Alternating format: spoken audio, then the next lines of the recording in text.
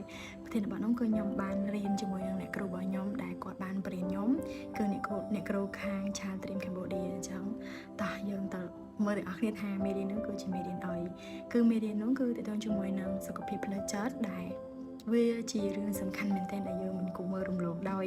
មនុស្សជាច្រើនតែងតែគិតថាសុខភាពផ្លូវកាយសំខាន់ប៉ុន្តែកុំភ្លេចថាសុខភាពផ្លូវចិត្តក៏សំខាន់ដែរហើយសុខភាពផ្លូវចិត្តគឺជួយយើងជាច្រើនដែរ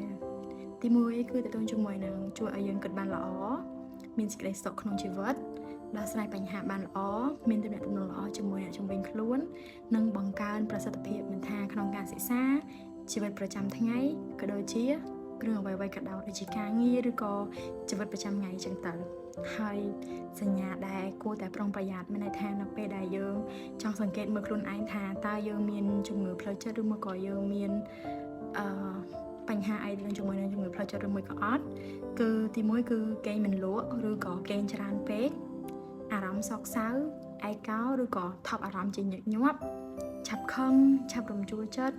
ពិបាកផ្ចង់អារម្មណ៍បាត់បង់ចំណាប់អារម្មណ៍ទៅលើអ្វីមួយដែលធ្លាប់ចូលចិត្តឧទាហរណ៍ដូចម្ហូបឬមួយក៏ទៅលើរឿងអ្វីមួយដែលយើងធ្លាប់ចូលចិត្តពីមុនប៉ុន្តែអំឡុងពេលដែលនេះឬក៏អំឡុងពេលដែលយើងរស់នៅប្រចាំថ្ងៃលើហ្នឹងគឺយើងលែងចង់ទៀតហើយមានន័យថាយើងបាត់បង់ចំណង់នឹងឧទាហរណ៍ដូចទៅជាមួយនឹងម្ហូបចុះឲ្យងាយស្រួលយល់យើងតែងតែជាមនុស្សដែលចូលចិត្តញ៉ាំចង់ញ៉ាំនេះចង់ញ៉ាំនោះប៉ុន្តែ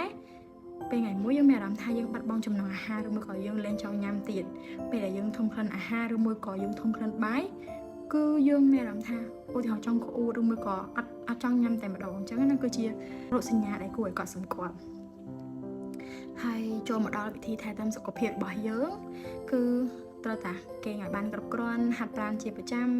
បរិភោគអាហារដែលមានជីវជាតិចែកម្លែកអារម្មណ៍ជាមួយអ្នកជុំវិញខ្លួនយើងដែលយើងទុកចិត្តឧទាហរណ៍ថាមិត្តភ័ក្តិឬក៏នៅជាមួយយើងឬក៏ដោយសារតែឥឡូវភាគច្រើនគេចិត្តនិយាយថាយកនិយាយជាមួយ ChatGPT អីចឹងទៅសរសេរប្រាប់រឿងរ៉ាវយើងជួបអីខ្លះអីខ្លះចឹងទៅប៉ុន្តែបើសិនជាយើងមានអ្នកដែលមានមិត្តភ័ក្តិឬក៏អ្នកដែលគាត់ចាំស្ដាប់យើងអញ្ចឹងណាយើងអាចចែកម្លែករឿងក្នុងចិត្តរបស់យើងបានដើម្បីអីនៅពេលដែលយើងនិយាយគឺយើងអាចបន្ធូរអារម្មណ៍នឹងបានមានន័យថាពេលនិយាយគឺយើងបានធូរអញ្ចឹងទៅវាអត់សូវឲ្យយើងគិតច្រើនឬក៏ពិបាកចិត្តហើយមួយទៀតគឺចំណាយពេលសម្រាប់ខ្លួនឯងមនុស្សភាគច្រើនឬក៏យុវវ័យភាគច្រើនទាំងខ្ញុំទាំងគេទាំងអីគឺភាគច្រើនទៅជាមួយនឹងការសិក្សាឬមួយក៏អីចឹងទៅឬមួយក៏មានខ្លះមានការសិក្សាហើយមានការងារហើយនៅមានជីវិតប្រចាំថ្ងៃទៀតអញ្ចឹងក៏ត្រូវបែងចែកពេលវេលាហើយក៏កុំភ្លេចប្រើពេលវេលាសម្រាប់ខ្លួនឯងផងដែរហើយមួយទៀតគឺកុំភ្លេចស្រឡាញ់ខ្លួនឯងបានច្រើនព្រោះខ្លួនយើងជាអ្នកដែលនាំខ្លួនយើងឲ្យតស៊ូតាំងពីដើមតាំងពីណាពីណីមករហូតដល់ពេលនេះអញ្ចឹងគួរតែមានពេលសម្រាប់ខ្លួនឯងក៏ដូចជាស្រឡាញ់ខ្លួនឯងបានច្រើនហើយមួយទៀតកុំខ្លាចនៅក្នុងការស្វែងរកជំនួយពីអ្នកជំនាញឥឡូវគេមានអ្នកពិភាក្សាទាក់ទងជាមួយនឹងបញ្ហាសុខភាពផ្លូវចិត្តហ្នឹងបើសិនជាខ្លួនឯងមានអារម្មណ៍ថាខ្លួនឯងមានប្រមាណចំណុចដែលខ្ញុំបានលើកឡើងនៅខាងលើហ្នឹងអ្នកទាំងអស់គ្នាអាចទៅជួបឬក៏ពិភាក្សាជាមួយអ្នកជំនាញប្រឹក្សាយោបល់បានដោយសារអីយើងកុំទុកឲ្យបញ្ហាហ្នឹងកាន់តែរីកដុះដាលឡើងដោយសារតែបើសិនជាយើងមានចំណុចណាដែលយើងក៏សម្គាល់ថាយើងមានបញ្ហាហ្នឹងហើយឆាប់ព្យាបាលក៏ដូចជាឆាប់រកអ្នកជំនាញដើម្បីជួយដោះស្រាយបញ្ហាហ្នឹងកុំទុកយូរបើសិនជាទុកយូរអាចនឹងមានបញ្ហាអីកើតឡើងផ្សេងៗទៀតអញ្ចឹងត្រូវចងចាំថាការសុំជំនួយមិនមែនជាសញ្ញាដែលយើងទន់ខ្សោយទេប៉ុន្តែជាសញ្ញាដែលយើងមានភាពក្លាហាននៅក្នុងការថែរក្សាខ្លួនឯង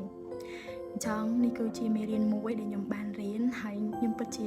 សប្បាយចិត្តក៏ដូចជាខ្ញុំមានអារម្មណ៍ថាអរគុណមែនតើចំពោះលោកគ្រូអ្នកគ្រូក៏ដូចជាអង្គការសម្ដេចសុបិនកុមារដែលគាត់តែងតែយកចិត្តទុកដាក់ចំពោះកូនសិស្សគ្រប់គ្នាមិនថាមានបញ្ហាអីត្រូវតែបើកចិត្តនិយាយប្រាប់គាត់អីចឹងទៅដើម្បីអីជួយដោះស្រាយបញ្ហាបើសិនជាយើងជាសិស្សយើងមានបញ្ហាអញ្ចឹងការសិក្សារបស់យើងក៏អន់ថយឬក៏ធ្លាក់បន្ទុកធ្លាក់អីតាមនឹងអញ្ចឹងទៅអញ្ចឹងបានគាត់ស្វែងរកយកមេរៀនណាដែលត្រូវជាមួយនឹងបញ្ហាដែលកំពុងមានឥឡូវនេះដើម្បីយកមកបង្រៀនកូនសិស្សឲ្យគាត់បានដឹងបើសិនជាគាត់កំពុងតែមានបញ្ហាហ្នឹងគាត់ត្រូវទៅពិភាក្សាជាមួយដៃគូសហការអញ្ចឹងទៅឬមកក៏អ្នកប្រឹក្សាយោបល់អញ្ចឹងដើម្បីនៅពេលដែលយើងដឹងហើយយើងឆាប់បានព្យាបាលដើម្បីទទួលបានការព្យាបាលទៅដើម្បីវាប្រសើរឡើង So take care bye bye